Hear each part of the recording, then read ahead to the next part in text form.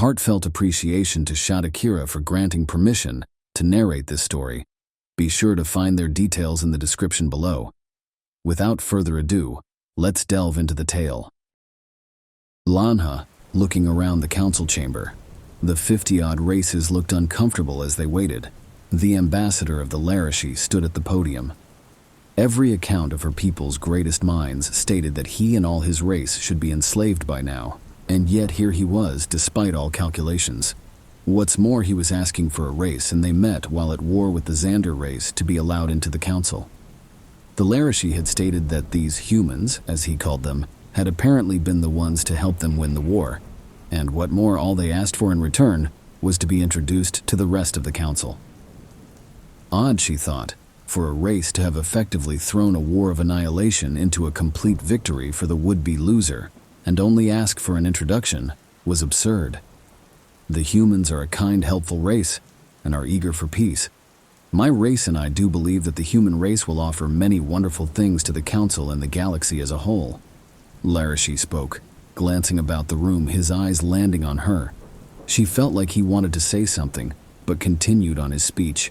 To quote a human phrase that they will seek out, life, liberty, and the pursuit of happiness, with an energy that will leave us dizzying. But I am not their ambassador, so allow me to introduce Ambassador Davian Smith to the stand, Larashi said, gesturing to the door. Almost without a cue, the door opened and a human walked in, dressed in textiles that covered most of this form. Not that impressive, she snickers to herself. It was barely her height, only about 6 units tall, with 4 limbs ending in fingers and a patch of red fur on his head. Smooth, soft-looking skin rested on what she could assume was an endoskeleton. She reached down for her translator. Of course, she would need it to understand this human. "Thank you, Ambassador Thalzanik," the human said in Galactic Common. "Oh, it speaks," she thought. "And thank you for taking the time to speak to me, esteemed members of this council. I am here this cycle to request membership to this grand body so the Terran Union would gain the support of this council," it said, as if it curled communication orifice at them. Friendly signal, as her translator informed her. "I will be frank and forward. Humanity's first steps into the stars was not a good one for us." He shifted slightly. Discomfort. Good, it knows its place. "We had stumbled into a war. The war was between the Larashi Star Conclave and the Xandir Empire. It was a mistake. We had no hand in the war." It paused again. Sadness. "However, the Xandir Empire had refused our attempts to rectify our mistake. And so we began to defend the small part of this great galaxy that we had claimed. We believe that in time this war will end, and we could call out and clear the air." It glanced over to her left. "Hate. What is it looking to?" She followed its gaze, which was affixed on the Xandir ambassador. "Is he cowering?" she asked inwardly. The Xandir were a proud warrior race, more than a match for most races, not so much hers, but most of the races at the council. Yet it was. A Xandir shrunk down, tucked in his neck, and folded the frills of the crown. Even in hopeless engagement with her people, the Xandir soldiers didn't react like this to a new race in the galaxy. "Fools," she scoffed to herself. This race was like no other race that hadn't come before. The human continued. "We, the Terran Union, have found war amongst the stars, and we feel only sorrow. To see such wonder and yet be crushed by disappointment is terrible. When the Larashi came, we believe ourselves doomed. We awaited their ships to attack and prayed to our goddess for deliverance for this fate." Its gaze shifted to the Larashi ambassador, his camaraderie. "It's friends with the Larashi. They are doomed. And yet the Larashi asked if we needed help. We found hope that day. And so, humanity made a singular vow that day, and in one voice, asked them to take us to the stars. Humanity is still in the beginning stages of FTL, and we are still mastering shield technology. Our few ships, the ones we have, are being retrofitted to support these new advancements made with the help of the Larashi. However, we have to ensure that 2 things about humanity is made clear, and it is not without reason. That reason applies to both of what I would like to address before this council." It said, "Sorrow. Humanity has by 2 things, 2 messages we would like for you to understand. Before I state what they are, I would like to address why they are so. It plugged in a data chip into the podium and moved it, hand-sending her and everyone a feel. Humanity has laws in regard to warfare and how it should be conducted. We humans don't like war.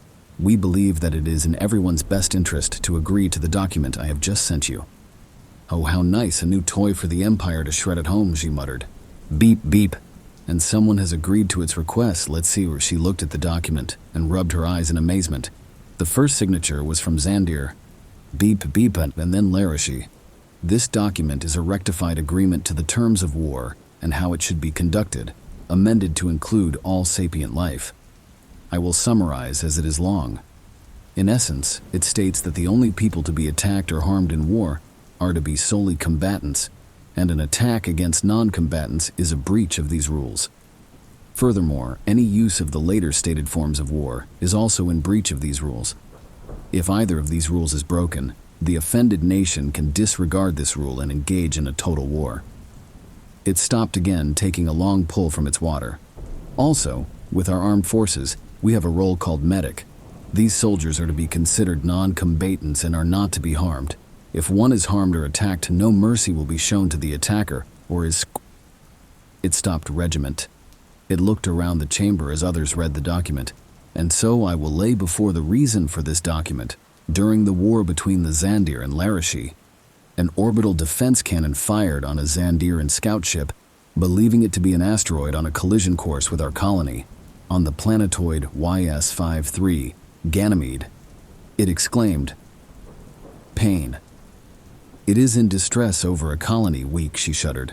The colony soon learned of their mistake and contacted our homeworld, and began to learn all we could form their databank. When the Zandir fleet arrived, a message was sent to them, and it read as such: "We deeply regret the loss we have caused and hope that you do not look badly upon humanity. We ask for your forgiveness and ask that you show mercy." This message was sent 4 times as their fleet approached our colony. We did all we could with our limited technology. Grief, pain, anger, hate. The Zandiran fleet ignored all hail while its eye drifted off and glassed the colony from orbit. It roared into the chamber. We humans do not want to fight because we believe that the stars held the promise of peace. We lost 2,000 souls that day, and we loathe the Zandir for what they did. She leaned over to the Galavrck ambassador. "Oh no, it's anger," she said with a chuckle, which the Galavrck shared in kind. The human ambassador took a deep breath, eyes like cold etherglass and calm as he released his breath. "I suppose you are all curious as to why I am so angry, so allow me to explain. As you all know, YS-5 is a gas giant in the space sector YS-92. YS-3, Earth is humanity's homeworld." The room busted to shouts and roars. Almost every ambassador was on their feet at this revelation, and she understood why. Humanity is deathworlders. Her adrenal glands were already pumping when she heard, but something struck her. The Larashi ambassador invited them. The only reason the war had begun was because the last deathworlders they meet nearly destroyed their race, so why invite them? The room calmed down and the human continued. "I understand and respect your fear. However, humanity has as much interest in war and conquest as a young Larashi has for swimming. Humanity has learned from its world, a harsh and sometimes unforgiving place, the value of life. To us, every single life, regardless of what form it takes, is sacred. We have shed our warlike mentality when we stepped to the stars. However, to our dismay, we found a galaxy at war. And so I shall move on to our only 2 statements to this galaxy. The first is simple: never again. This is it. As for why we choose, it is too. The Zandir killed 2,331 souls on Ganymede. The Larashi had stayed our hand against the Zandir. At the final hour, as the Larashi fleet over Zingran, they pleaded for us to not become the monsters we saw in the Zandir. And so never again will we stay our hand. Never again will we show mercy at the final hour. Never again will we allow someone to kill our civilians." It roared again before taking a deep breath.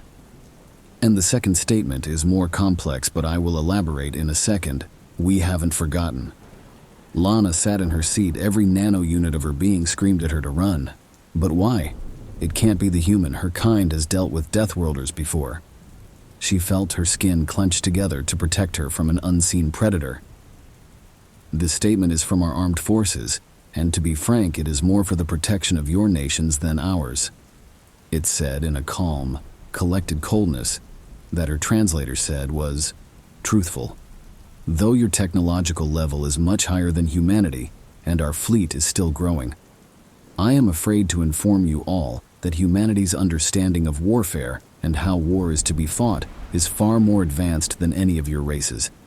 In fact, the tactics and battle strategies you use and openly deploy we read about in our history, and those battles were fought 1,500 Terran year ago, on a death world. Truth. It is mad, she thought. To think that they kept fighting was insane. The battle line and tactics her people employed were used due to how well they were with the weapons they used. She glanced down at the document still open on her terminal and began to scroll down it. Also, the human ambassador said, the weapons technology that this galactic council deems the standard weapon of war, to us, is a high-tech relic of a bygone era.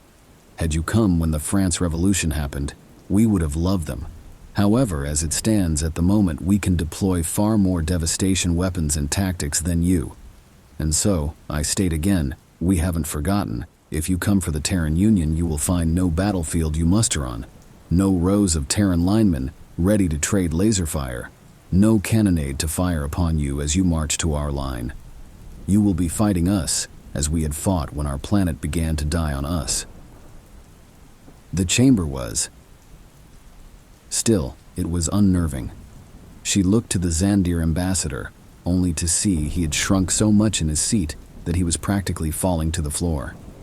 Then she looked to the Larishi. His feathers stood on ends, his eyes wide and snout raised ever so slightly. Joy, he was happy. She could not let this human insult to her people's way of war go unanswered. And she gathered her thoughts.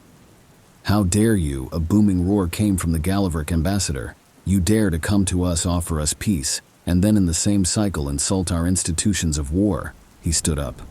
You dare to enter here and dictate to us who can and can't be killed and where. He boomed as he steps towards the human. You dare to challenge us with war, to threaten us. The Galavrck towered over the human, his forearms behind his back, ready to strike the human. This will do, we can watch and learn, and then after the Galavrck start fighting, we will strike. She giggled. It would be easy to form a tactic after the opening battles of this war a few times. I do, bellowed the human almost as loud as the ambassador. I dare because I know war. I have witnessed the war Zandir unleashed. I dare because I see the wars you wage. I have seen the loss of life you waste. I dare because I have felt the sorrow of a parent losing their kid, of a husband losing their partner. I dare because in this place you stare and bellow at the last colonists of New Hope. I dare because I have nothing to lose here and neither do my people. The Galavrck stepped back. I demand the rights of war, he said. The Galavrcks demand to be the ones to subject these lowly humans, the ambassador said, looking over his shoulders at the council. Does anyone challenge my right? He called. No one raised their hands. Lanha looked to the Larishi ambassador. He sat shaking his head, and then to the Zandir, who was, as the translator stated, was praying for the Galavrck. And then she looked to the human. It had curled back his Orpheus and revealed a row of sharp fangs, such a predatory display like the kind she saw at the zoo from fearsome predators of her people's past. A chill ran up, then down her nervous system. Then it is to be a war between humanity and the Galavrck? The human asked like a seasoned warrior would ask his battle clan. And what will be the terms of engagement? We will tear and rip your people, your males killed, the females sold as slaves on our worlds to be used, and younglings tossed from airlocks into the hungry void. We will show a war you can't imagine, weapons that will rend your worlds to bleed and war that will consume your people. And we will rid the galaxy of another death world race of vermin, yelled the Galavrckan. The human looked to its right and then back at the Galavrck, and in a calm voice with that wide predatory grin said, You sure you don't want to sign that document before we start? You have reached the end of the story. If you enjoyed this story and wants to support us, please leave a like and subscribe to our channel. And for every comment that comments heart, I will heart every single one of them. Thank you for your time.